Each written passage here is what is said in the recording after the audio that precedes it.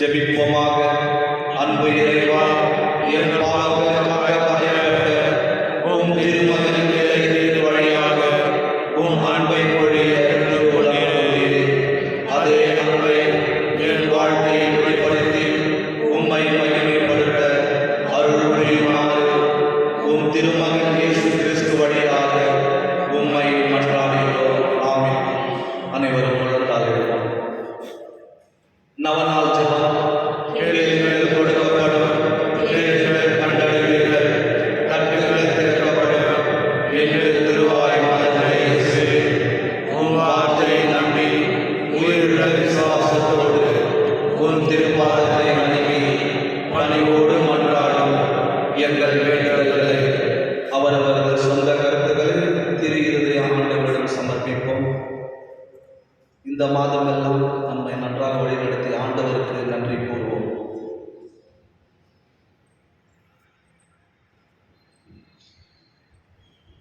இரக்கத்தோடு கேட்டதும் எங்கள்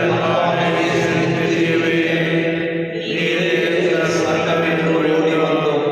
இக்கட்டங்களில் நீரே எங்கள் துணை, துன்பத் துயரத்தில் நீரே எங்கள் ஆறுதல், சோதனைகளில் நீரே எங்கள் அரண். நாங்கள் எழுப்பிய முன்னாட்களை எப்படியும் தருவீர் என்று நம்பியிருக்கிறோம். ஆயினும் உன் விருப்பத்தின்படி ஆகட்டும். இந்த விண்ணப்பங்கள் நிறைவேறாவிடும் மனமுடைந்துவிடாமல் உம்மை வாழ்த்தி வணங்கி போற்றி புகழ்ந்து ஒருபோதும் பின்வாங்காமல் என்றும் சித்தத்திற்காக நடக்க எங்களுக்கு அருள் புரியுமாறு உம்மை மன்றாடுகிறோம். ஆமென். திருப்பலியின் கருத்து. ஓ இயேசுவின் இதயமே, நாங்களும் கொடுக்கிறோம் இந்த அதி உன்னத திருப்பலி வழியாக பிதாவோடு பரிசுத்த ஆவியோடு ஒன்றாக உம்மை ஆராதிக்கின்றோம். உமக்கு நன்றி கூறுகிறோம். எங்கள் பாவங்களுக்கு பரிகாரமாக இப்பலியை தந்தை அர்ப்பணித்து எங்கள் பதிவான விண்ணப்பங்களை நாங்கள் பெற்று மகிழ அருள் புரியும்.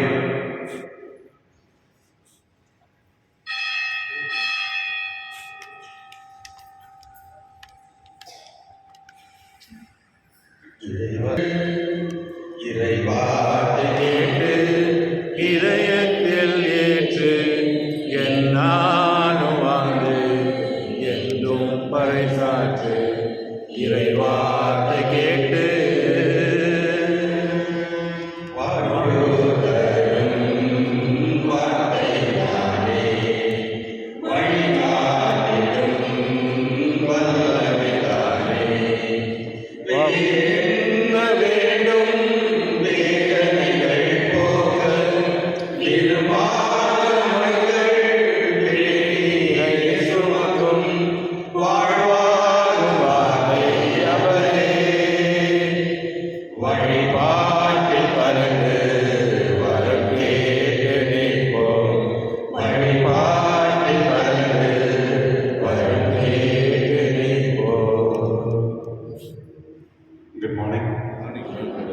திருப்பலியானது நன்றிடுதலாக லாரன்ஸ் டேவிஸ் செபாஸ்டின் மெரிட்டோ அவர்கள் நன்றிடுதலாகவும் மற்றும் பிறந்த நாளை கொண்டாடுகின்ற விமலா கேஜிஎம் கமலங்க ஹாப்பி பர்த்டே.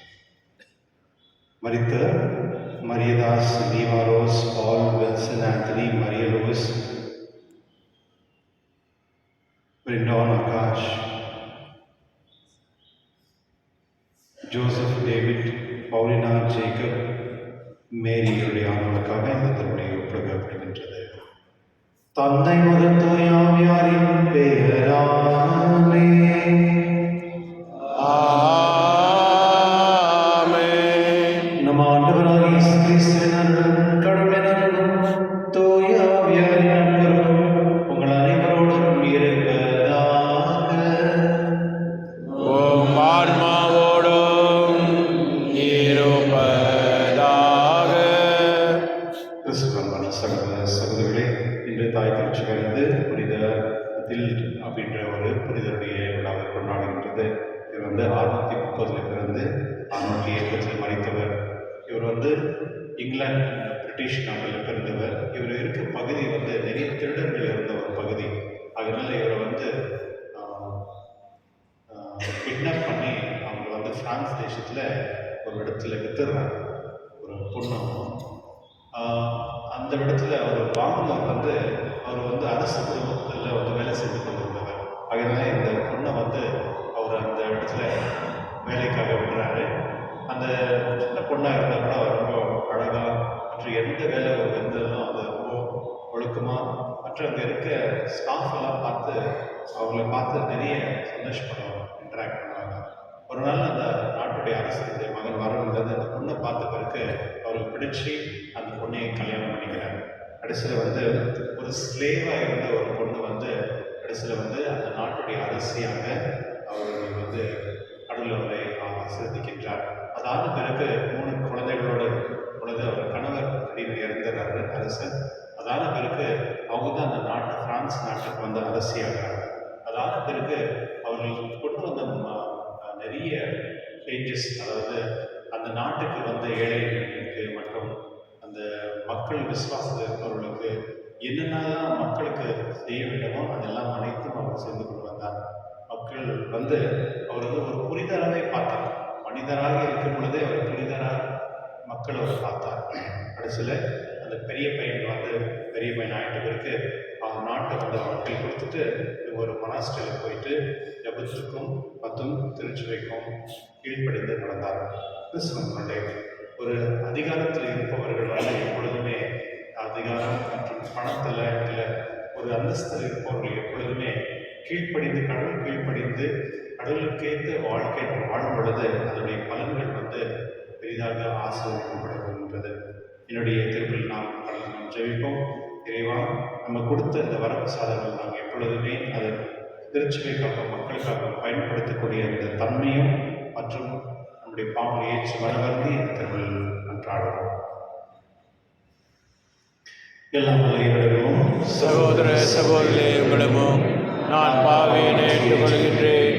ஏனெனில் சிந்தனையாலும் சொல்லாலும் செயலாலும் கடமையில் தவறியதாலும் பாவங்கள் பல செய்தேன். என் பாவமே, என் பாவமே, என் பெரும் பாவமே. ஆகையால் எப்பொழுதும் கன்னியான புனித மரியாவையும் வான தூதர் புனிதர் அனைவரையும் சகோதர சகோதரிகளே உங்களையும் நாம் இறைவனாகிய ஆண்டவரிடம் எனக்காக வேண்டிக் கொள்ள மன்றாடுகின்றேன். எல்லாம் இறைவன் நம் மீது இறக்கம் வைத்து நம் பாவங்களை மன்னித்து நம்மை நிலை வாழ்வு அழைத்து செல்வராக. ஆமென்.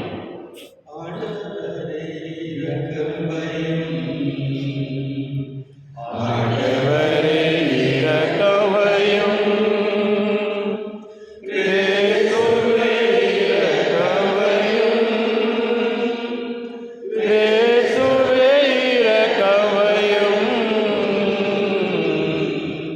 ஆண்டவரே இரக்கமையும். ஆண்டவரே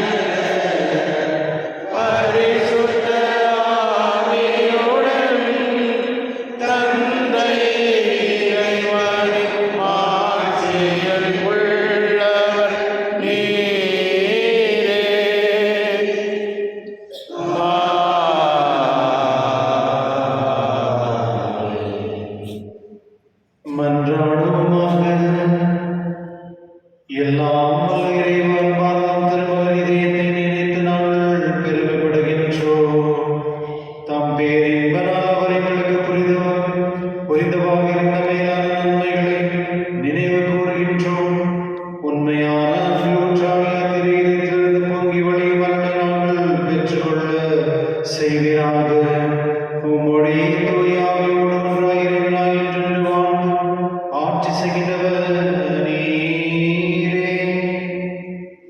ஆமென்.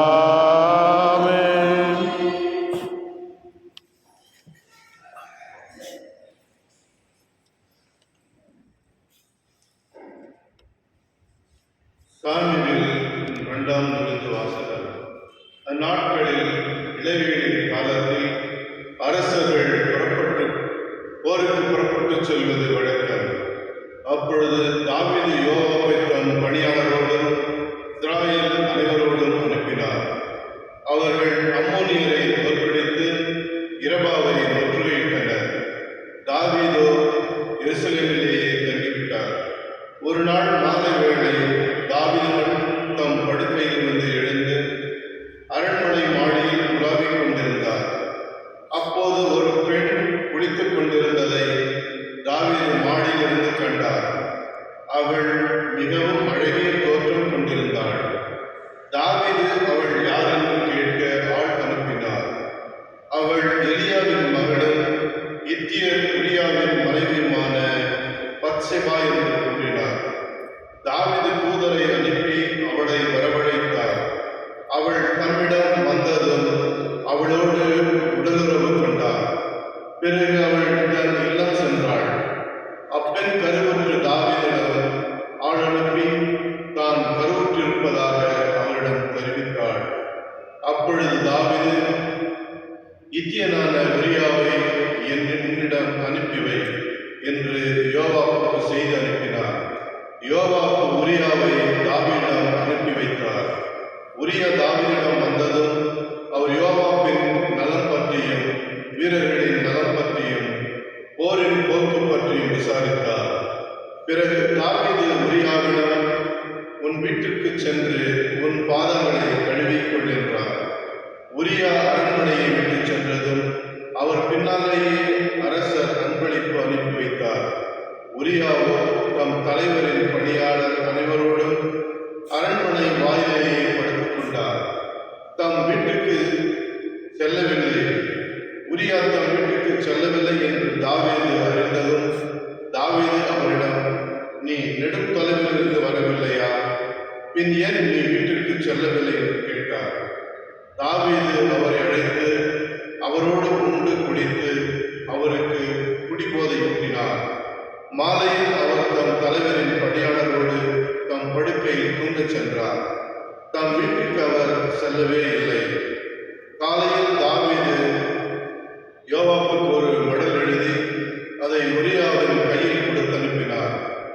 அம்மடலில் அவர் உரியாவை போர் கடுமையாக நடக்கும் முன்னிலையில் நிறுத்தி அவனை விட்டு பின்வாங்கு, அவன் வெட்டுண்டு மடியட்டும் என்று குறிப்பிட்டிருந்தார். யோவாபு நகரை முற்றுகையிட்டுக் கொண்டிருந்த பொழுது வலிமை மிகு எதிர்வீரர்கள் இருந்த இடத்தை அறிந்து அங்கே உரியாவை நிறுத்தினார். நகரின் ஆள்கள் புறப்பட்டு வந்து யோவாபை தாக்கினர். அப்பொழுது போரில் வீழ்ந்தவர்கள் தாவீதின் வீரர்களிடம் சிலர். இத்தியர் உரியாவும் ஆண்டார். இது ஆண்டார் வழங்கும் அருள்வாக்கு. இறைவா உமக்கு நன்றி. கடவுளே, உமது பேரன்புக்கு ஏற்ப எனக்கு இறங்கும். கடவுளே உமது பேரன்புக்கேற்ப எனக்கு இறங்கும். கடவுளே, உமது பேரன்புக்கு ஏற்ப எனக்கு இறங்கும். உமது அளவற்ற இறப்பிற்கு ஏற்ப என் குற்றங்களை துடைத்தருளும். என் தீவினை முற்றிலும் நீங்கும்படி என்னை கழுவியருளும். என் பாவம் அற்றுப்போகும்படி என்னை தூய்மைப்படுத்தியருளும். கடவுளே உமது பேரன்புக்கேற்ப எனக்கு இறங்கும். ஏனெனில் என் குற்றங்களை நான் உணர்கின்றேன். என் பாவம் எப்போதும் என் மனக்கண் முன் நிற்கின்றது. உமக்கு எதிராக நான் பாவம் செய்தேன். உம் பார்வையில் தீயது செய்தேன். கடவுளே உமது பேரன்புக்கேற்ப எனக்கு இறங்கும். உம் தீர்ப்பினால் உம் நீதியை வெளிப்படுத்தியுள்ளது. உம் தண்டனையை தீர்ப்பில் நீர் மாசற்றவராய் விளங்குகின்றீர். இதோ தீவினையோடு என் வாழ்வை தொடங்கினேன்.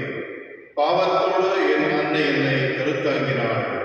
கடவுளே உமது பேரன்புக்கேற்ப எனக்கு இறங்கும். மகிழ்வொலியும் வெளிப்போசையும் நான் கேட்கும்படி செய்யும். நீர் நொறுங்கிய என் எலும்புகள் களிப்பூர்வனவாக. என் பாவங்களை பாராதபடி உன் முகத்தை மறைத்துக் கொள்ளும். என் பாவக்கரைகளை எல்லாம் துடைத்தருளும். கடவுளே உமது பேரன்பிற்கேற்ப எனக்கு இறங்கும்.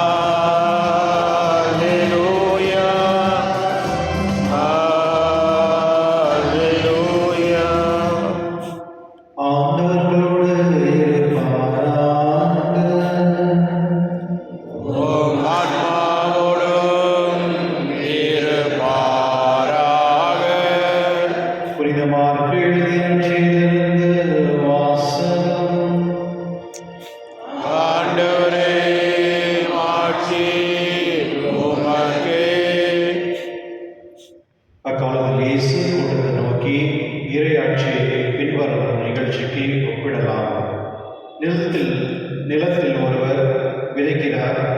அவர் எதுவும் செய்யாமலே நாள்கள் நகர்ந்து செல்கின்றன.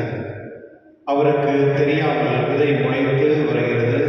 முதலில் தளிர், பின்பு கதிர், அதன் பின் கதிர் நிறைய தானியம் என்று நிலம் தானாகவே விளைச்சல் அளிக்கிறது.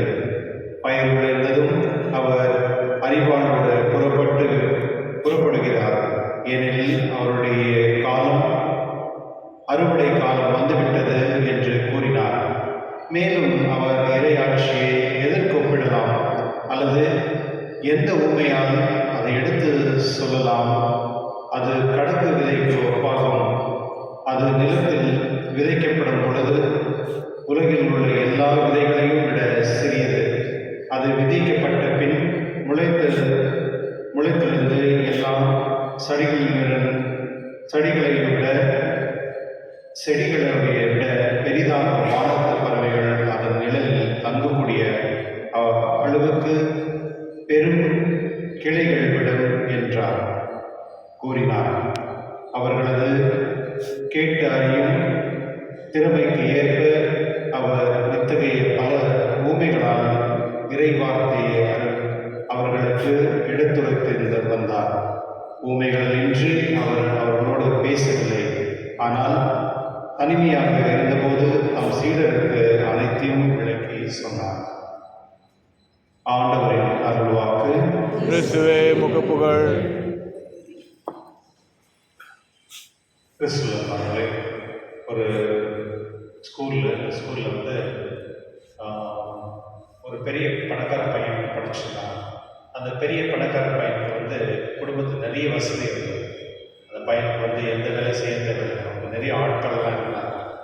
அதே ஸ்கூலில் வந்து ஒரு ஏழை பையன்களும் படிச்சிருந்தான்.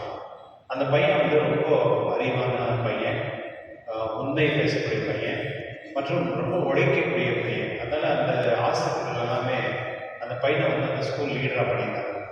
ஒரு முறை ஒரு ஸ்கூல் மாஸ்டர் வந்து அந்த பசங்கள்லாம் கூப்பிட்டு ஒரு சின்ன வேலை கொடுக்குறாங்க, அதெல்லாம் செய்யுங்க அப்படின்னு. அதெல்லாம் செய்யும்போது அந்த பணக்கார பையன் மட்டும் ஒரு சோஃபாவில் உட்காந்துருப்பான் அந்த வேலையை செய்யாமல். அப்போ அந்த ஸ்கூல் மாஸ்டர் வந்து அந்த ஸ்கூல் லீடர் பண்ணி வச்சுருக்காரு. பாரு, அந்த பையன் சும்மா உட்காந்துருக்கான், என்னன்னு கேளு, ஏன் வேலை செய்யறாங்க.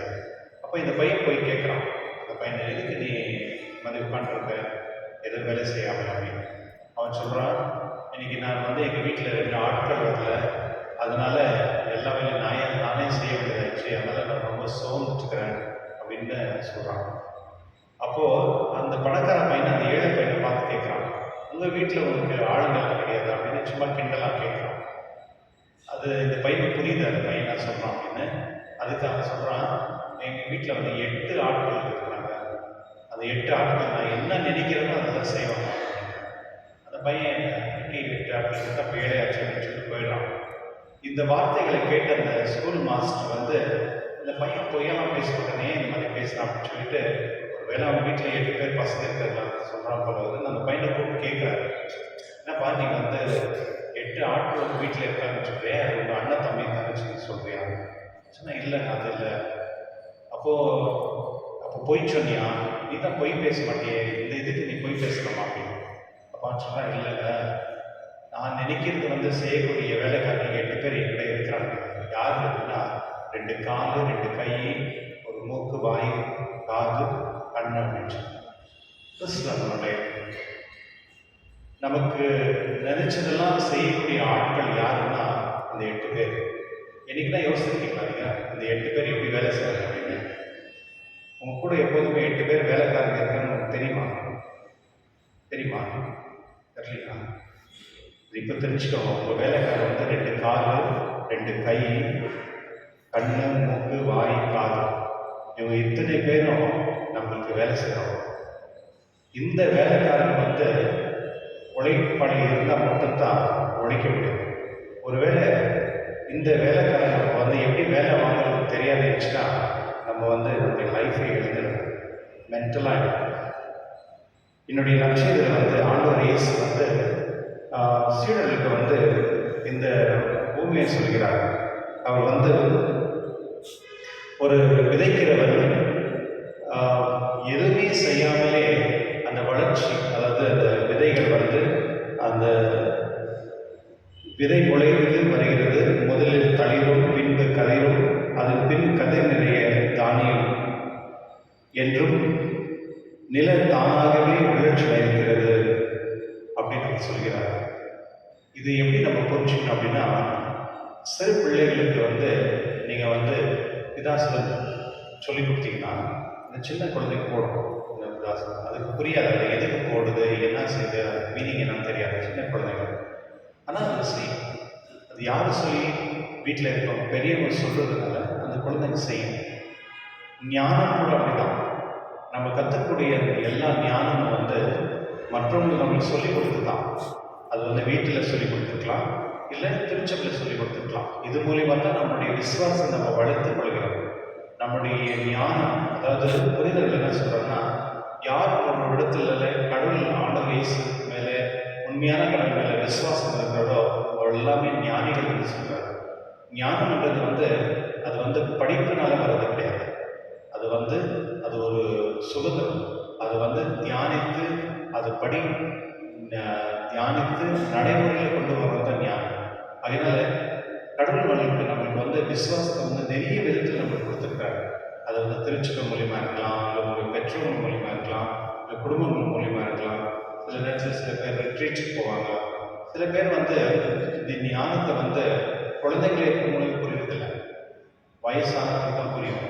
சில பேர் சொல்லுவாங்க, இந்த வார்த்தை எனக்கு புரியவே இல்லை, இப்போ தான் எனக்கு புரியுது அப்படின்னு சொல்லுவாங்க. இந்த லட்சியத்தை நான் ஒரு நாள் எனக்கு புரிஞ்சிக்கவே முடியல, இப்போ தான் எனக்கு தெரியுது அப்படின்னு சொல்லுவாங்க. ப்ளஸ் நண்பர்களே, கடவுள் கொடுத்த இந்த ஞானத்தை வந்து நம்ம வந்து அதை வந்து இந்த செடி மாதிரி, அது வந்து நம்ம போட்ட பிறகு அது எப்படி வளருதுன்னு தெரியாது. எந்த விடத்துல எந்த மாதிரி ஒரு வளர்ச்சி வரும் சொல்ல முடியாது. நம்ம பக்கத்தே இருப்பாங்க, இந்த பையனா இந்த பொண்ணா அப்படின்னு நம்ம சொல்லுவோம். காரணம் என்னன்னா, நம்மளுக்கு தெரியாது யார் வந்து எப்படி வருவாங்க அப்படின்னு. அது கடவுளுடைய ஞானத்தினால பெறுகின்ற ஒரு ஞானம். அது மட்டும் இல்லை, சில நேரத்தில் நம்முடைய விசுவாசத்தை நம்ம வந்து இந்த விதை போல நம்ம போட்ட பிறகு அது ஒரு பெரிய செடியாக வளர்ந்து அந்த செடிகளில் வந்து அந்த பறவைகளெல்லாம் வந்து உட்காரும் அப்படின்னு சொல்லுவோம். அதனுடைய அர்த்தம் என்ன அப்படின்னா, யாரோ ஒருத்தருக்கு நீங்கள் கொடுக்குற விசுவாசத்து மூலியமா, யாரோ ஒருத்தருக்கு நீங்கள் செஞ்ச தான தர்மத்தினால அந்த ஒரு மனிதர் வந்து பெரிதாக வளர்ந்து மற்றவர்களுக்கு நிறைய வேலை செய்வார். கிறிஸ்துவனுடைய என்னுடைய நற்செய்தி வந்து நமக்கு ரொம்ப தெளிவாக சொல்கிறது. கடவுள் கொடுத்த இந்த ஞானத்தை நம்ம அதை சொல்றது அது மற்றவர்களுக்கு பகிர்ந்து கொடுக்க வேண்டிய தன்மையில் நம்ம இருக்கிறோம். காரணம், கடவுளுடைய நற்செய்தி நம்ம எப்பொழுதுமே அது மற்றவர்களுக்கு கொண்டு போய் சேர்க்க வேண்டும்.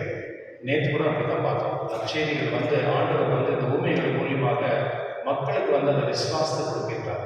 அந்த விசுவாசம் பெற்றவர்கள் அந்த நல்ல ஒரு மனித தன்மையில நம்ம மற்றவர்களுக்கு உதவியாக இருந்து அந்த அந்த ஞானத்தை நம்ம பெற்றுக்கொள்ளமோ, அந்த விசுவாசம் பெற்றுக்கொள்ளமோ, அதன் பலன் கொடுக்க வேண்டும்.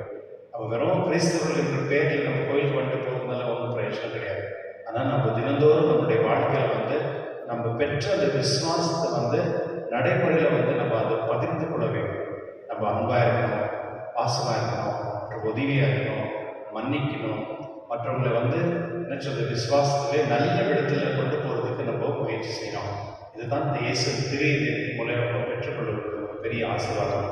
அதனால இந்த திருப்பலி நாம் கடந்து ஜெபிப்போம்.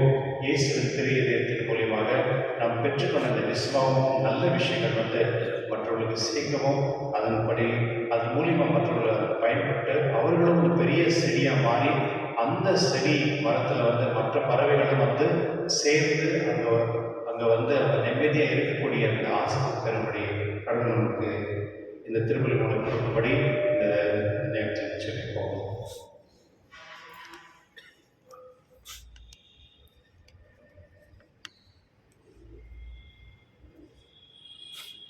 எழுந்திருப்போம்.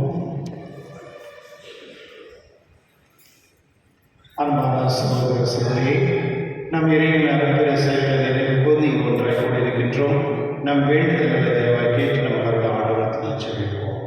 உங்கள் பதில், ஆண்டவரே எங்கள் மன்றாட்டை கேட்டருளும். ஆண்டவரே எங்கள் மன்றாட்டை கேட்டருளும்.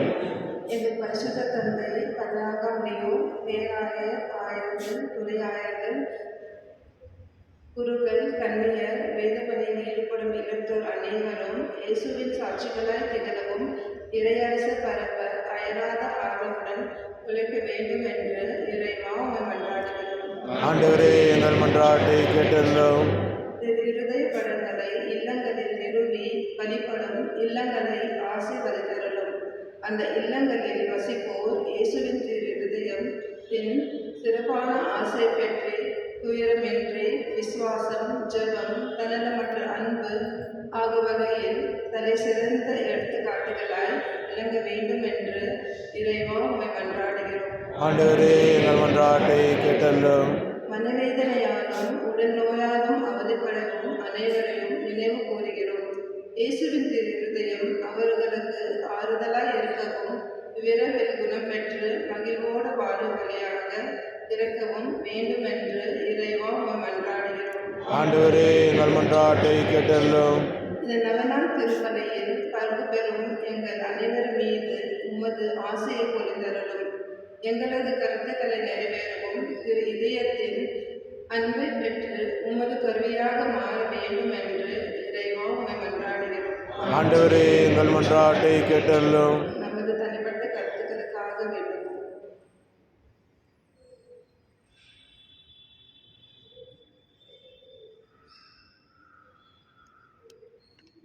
இரக்கமுள்ள இறைவா, உம்மை மன்றாடும் திருச்சபையின் ஜெபங்கள் உமக்கு உதவராக இருக்க செய்துள்ளோம். எங்கள் தகுதியில் நம்பிக்கை கொள்ளாமல் உமது இரக்கத்தை மட்டுமே முன்னிட்டு நாங்கள் கேட்பதை தந்தருள வேண்டும் என்று எங்கள் ஆண்டவர் இயேசு கிறிஸ்து வழியாக உம்மை மன்றாடுகின்றோம். ஆமென்.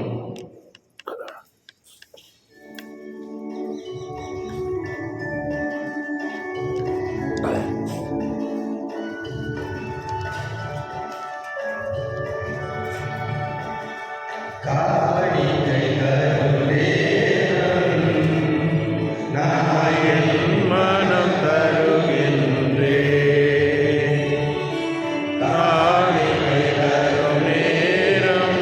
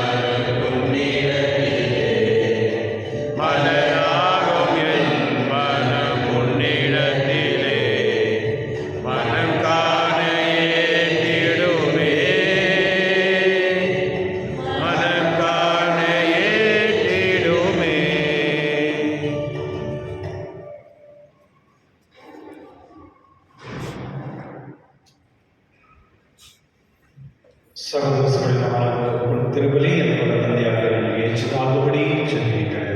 ஆண்டவர் தமது பெயரின் புகழ்ச்சிக்காகவும் மாட்சிக்காகவும் நமது நன்மைக்காகவும் புனித திராவை அனைத்து நலனுக்காகவும் உமது கையில் இருந்தவழி ஏற்றுக்கொள்வாராக. பேரிக்க தந்தையின் வாழும் திருமகனுடைய இதயத்தின் சகோதரிய அன்பினை நோக்கி அருளும். நாங்கள் ஒப்புக்கொடுக்குமே காணிக்கையுமால் ஏற்றுக்கொள்ளப்பட்டு எங்கள் பாவங்களுக்கு பரிகாரமாக அமைவதாக. எங்கள் ஆண்டவராக இயேசு கிறிஸ்துவின் உம்மை மன்றாடுகின்றோம். ஆமென். ஆண்டவர் உங்களோடு இருப்பாராக. ஓம் ஆன்மாவோடும் இருப்பாராக. இதயங்களை ஆண்டவரிடம் எழுப்புங்கள். ஆண்டவரிடம் எழுப்பியுள்ளோம். நம் இறைவனாகிய ஆண்டவருக்கு நன்றி கூறுவோம். அது தகுதியும் நீதியும் ஆனதே. ஆண்டவரே பரிசுத்த இல்லாமல் தேறி வைங்கள். ஆண்டவராக கிறிஸ்துவியாகிய நாளும் இடத்தில் நாம் உமக்கு நன்றி செலுத்துவது மெய்யாகவே தகுதியும் நீதியுமாகும் எங்கள் கடமையும் மீட்புக்குரிய செயலும் ஆகும். வியப்பு கூறிய அன்பினால் கிறிஸ்து சிலுவையில் உயர்த்தப்பட்டு நம்மையே எமக்காக கழித்தார். கொத்தி திறக்கப்பட்ட விழாவில் இருந்த ரத்தம் தண்ணீர் வழிந்து ஓடின. இதிலிருந்து திருச்சபையின் நற்சாதனை வெளிப்பட்டன. மீட்பரின் திறந்த இதயங்களிடம் அனைவரும் இருக்க பெறவும் மீட்பளிக்கும் ஊர்களில் இருந்து ஊற்றுகளில் இருந்து மகிழ்ச்சியுடன் முகந்து கொள்ளும் இவர் செய்தருளினார். ஆகவே தூதராதி தூதரும் வரையின சொல்லுவோம் ஆட்சி குரு மற்றும் ஆலோசனைகளோடு சேர்ந்து நாங்கள் உமது மகிமை புகழ்ந்து பாடி ஒன்றே முடிவின்றி சொல்வதாவது.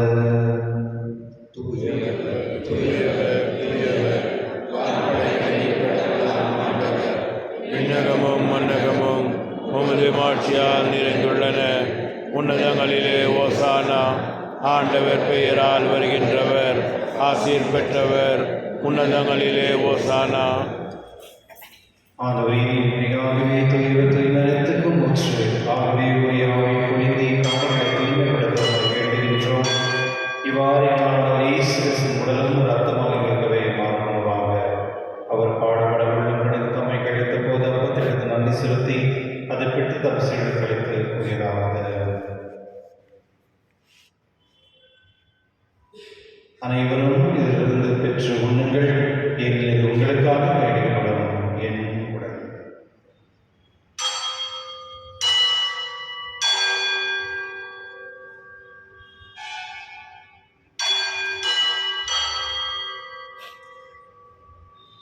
கவனமே இருவிருந்து அருந்திய பின் கிண்ணத்தை எடுத்து மீண்டும் உனக்கு நன்றி கூறி தம் சீடர்களுக்கு அவர் கூறியதாவது. அனைவரும் இதிலிருந்து பெற்று கொள்ளுங்கள். ஏனெனில் இது புதிய நிலையான உடன்படிக்கைக்கு உரிய இரத்தத்தின் கிண்ணம். இது பாவ மன்னிப்புக்கென்று உங்களுக்காக பலருக்காகவும் சிந்தப்படும். இதை நினைவாக செய்யுங்கள்.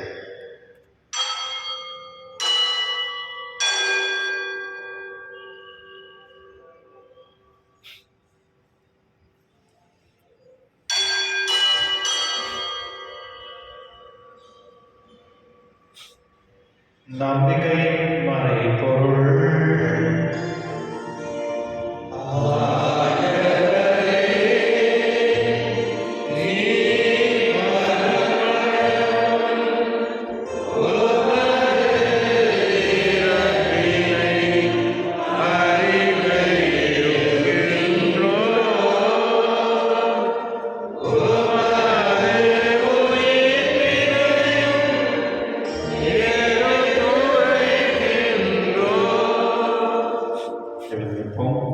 ஆகவே ஆண்டவரே, நாங்கள் கிறிஸ்துவின் இறைப்பினையும் உயர்ப்பின் நினைவு கூர்ந்து வாழ்வுள்ள நோக்கத்தை மீட்பளிக்கும் கிண்ணத்தையும் உங்களுக்கு கொடுக்கின்றோம். உம் திரும்ப நின்று உங்கள் ஊழியர் புரிய கதவுடன் எங்களை ஏற்றுக்கொள்கிறேன். எனவே உங்கள் நன்றி செலுத்துகின்றோம். மேலும் கிறிஸ்துவின் உடலிலும் ரத்தத்திலும் பங்கு கொள்ளும் எங்களை தூய அன்பை கொண்டு சேர்க்க வேண்டும் என தாழ்மையுடன் கொண்டாடுகின்றோம். ஆண்டவரை உலகெங்கும் பரவேறு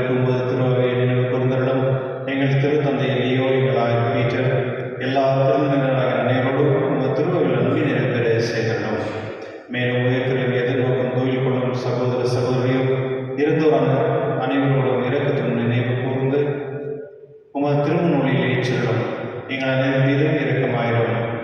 கடவுள் கணித்தாயின் புனித மரியா, அவருடைய கணவரான புனித யோசேப்பு, புனித திருத்தூதர்கள், இவ்வுலகில் உமக்கு உதவராக இருந்தாராகிய புனித அனைவரோடும் நாங்கள் நிலை வாழ்வு பங்கு கொள்ளும் தகுதி பெற்று உம் திருமகன் இயேசு கிறிஸ்து வழியாக உம்மை புகழ்ந்தேத்தும் அருள உம்மை மன்றாடுகின்றோம். இவர் வழியாக இவரோடு இவரில் எல்லாம் இறைவனாகிய தந்தையே, தூயாவியாயிற்றிருக்கிற எல்லா புகழும் ஆட்சியும் என்றென்றும் உமக்கு உரியதே.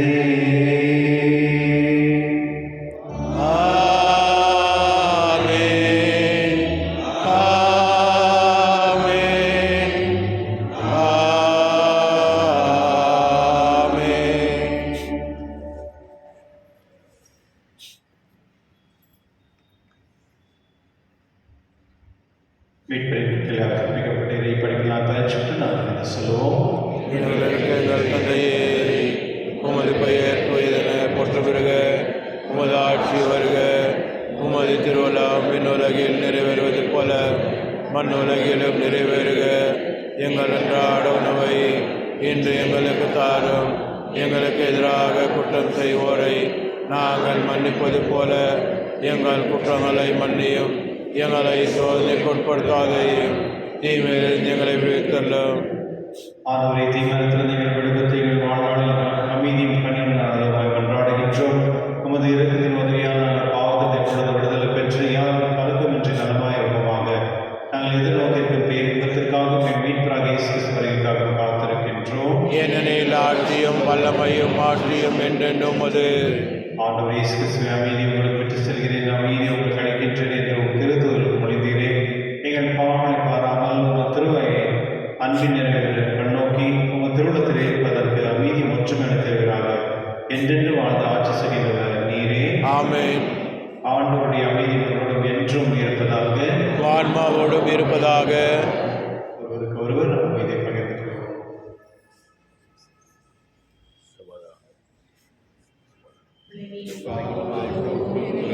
சமரியே, எம்மேல் இரக்கம் வையும்.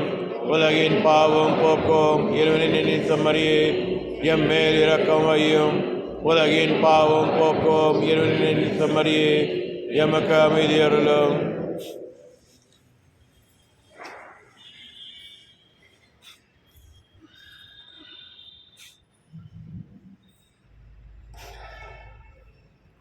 இதோ இறைவன் செல்வனே, உலகின் பாவங்களை போக்குபவர், செம்மறி விருது பெயர் பெற்றோர் பெயர் பெற்றோர்.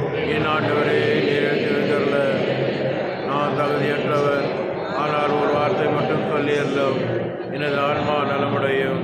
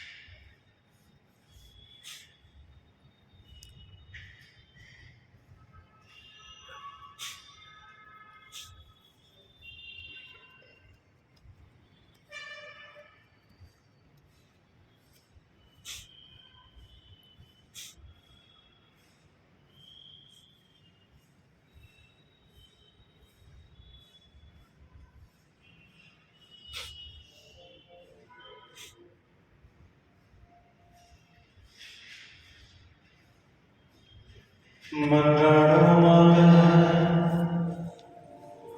இறைவா, இந்த அன்பு புனித பாஸ்த பற்றியே செய்வதாக இவ்வாறு நானும் திருமகனும் என்று ஏற்க பெற்று எங்கள் சகோதர சகோதரத்தில் அவரை காண கற்றுக்கொள்வோமாக. எங்கள் ஆண்டவராகிய இயேசு கிறிஸ்து வழியாக உம்மை மன்றாடுகின்றோம். ஆமென். அவருடைய ஆசீர்வாதத்தில் ஜெபிப்போமாக. ஆண்டவரே, உடைய நோய் வருந்தும் உமது ஊழியரை பாரும். நீர் உண்டாக்கிய ஆன்மாவுக்கு ஆறுதல் தாரும். நாங்கள் திருமல் தூய்மையடைந்து உமது இரக்கத்தினால் விரைவில் குணமுடிபடி அருள் புரிவீராக. எங்கள் ஆண்டவராக இயேசு கிறிஸ்துவின் பெயரால் ஆமென். ஆண்டவர்களோடு இருப்பாராக.